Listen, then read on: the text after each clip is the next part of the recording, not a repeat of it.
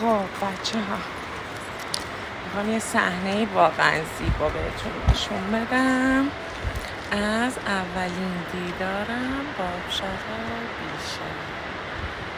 خیلی قشنگه.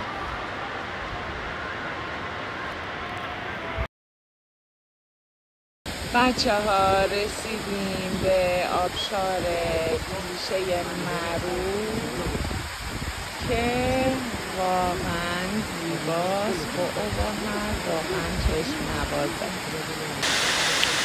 آبشار خوشگله، ما رسیدیم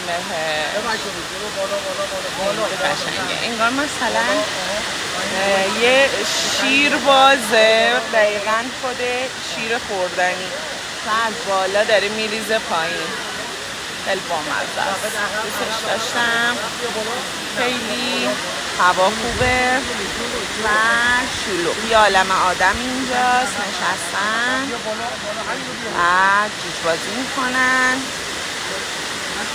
و دارن از این همه زیبایی لذت میبرن. جاتون خالی، خیلی زیاد.